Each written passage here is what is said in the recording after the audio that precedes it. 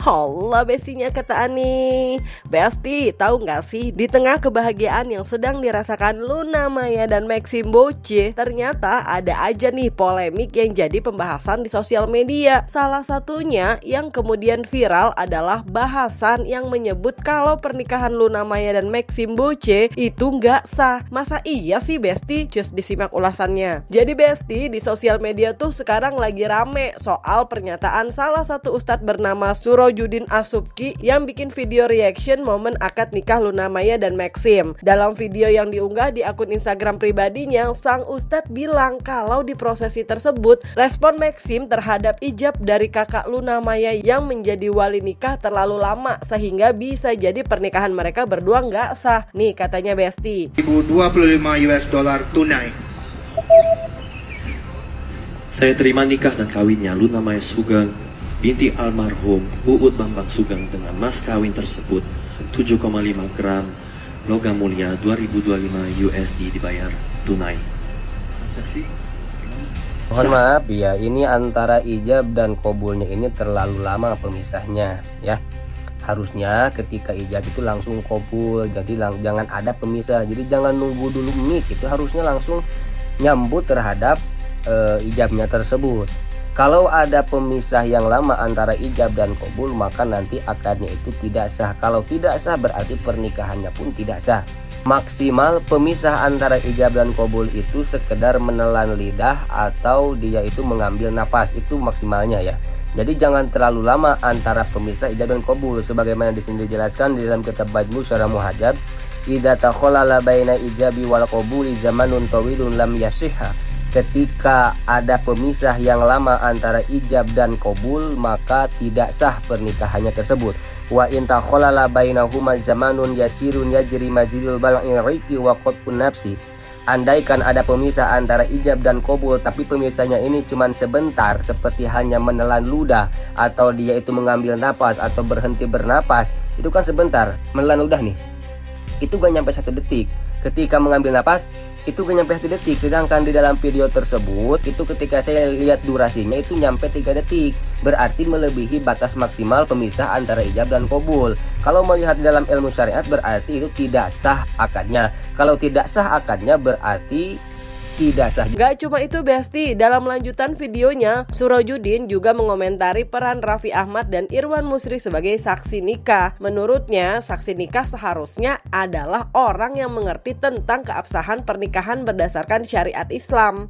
Dan juga perlu diketahui untuk saksi ini harusnya adalah orang yang paham terhadap ilmu syariat, bukan hanya orang yang mempunyai nama atau orang yang mempunyai harta yang banyak atau orang yang dia itu berpengaruh. Jadi jangan yang seperti ini yang diutamakan, tapi yang paham terhadap ilmu syariat. Karena saksi ini menjadi tolak ukur kesahan di dalam pernikahan.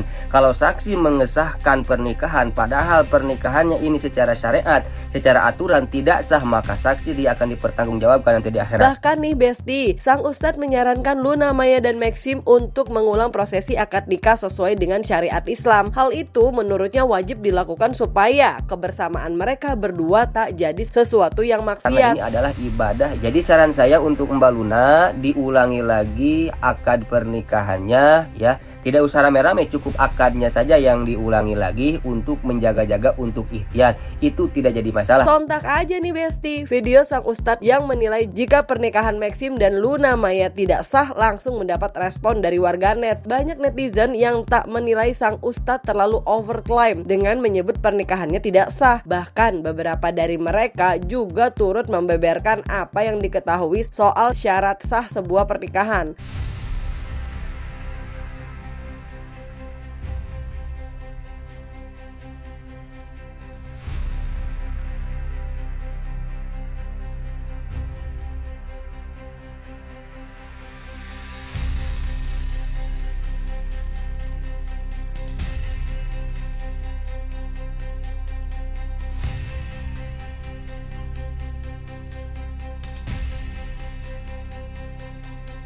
Gak sampai di situ loh Besti, polemik tersebut juga nyatanya jadi pembahasan oleh beberapa pemuka agama. Ustadz Dery Sulaiman menyebut jika jeda antara ijab dan qabul di momen akad nikah Luna Maya dan Maxim Boche yang diklaim berjarak 3 detik masih bisa ditolerir. Yang pertama tentu di sana tuh banyak orang yang alim juga hadir, terutama kepala KUA itu nggak mungkin orang bodoh kan, nggak mungkin beliau mengatakan sah kalau memang itu tidak sah kan, gitu. Ada juga saksi di sana. Dan jeda ini pendapat bahwa sebagian besar ulama itu memang seperti itu. Kalau jawabnya lama itu bukan 3 detik kemarin itu ya saya tahu dia lama tuh pas ada ijab kemudian pengantinnya mikir sampai mungkin 30 detik 1 menit baru dia jawab, itu baru nggak sah, berarti dia ragu kan, dia berpikir ataupun dia ngobrol dengan orang lain, gimana nih Pak, terima nggak gitu, nah, itu nggak sah. Tapi kalau hanya untuk menelan ludah itu 3 detik loh, ya, menarik nafas ataupun karena dia gugup, grogi dan sebagainya, itu masih diperbolehkan. Jadi kalau menurut saya itu biasa, itu banyak pernikahan seperti itu dan itu masih dalam hal yang wajar. Kalau menurut saya, kalau itu kan nanya pendapat saya seperti itu. Itu menurut saya kalau saya lihat videonya kan, itu kayak orang lagi menarik nafas, kemudian mulai dia bicara kan, itu nggak lama kan. Kalau menurut saya itu sah, masih wajar sih, sah lah. Kalau saya tanya sama guru-guru saya itu gimana, sah lah, nggak ada masalah itu. Jadi kalau memang ada yang mempermasalahkan, ya tentu dia punya rujukan juga. Itulah namanya ikhtilaf, perbedaan pendapat. Gimana caranya saling menghormati, ya. Yang nanti bertanggung jawab tentang sah atau tidaknya itu kepala KUA itu, yang menandatangani buku nikah mereka kan. Udah selesai sudah.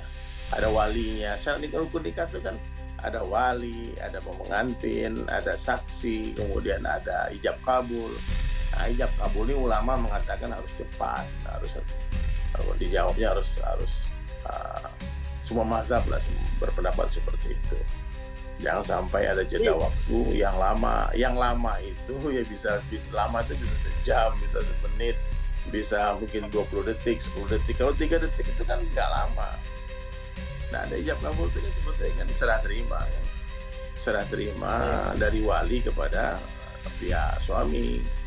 Ya, dia menyerahkan yang tadinya anak gadis ini tanggung jawab walinya, orang tuanya, kakaknya, pamannya.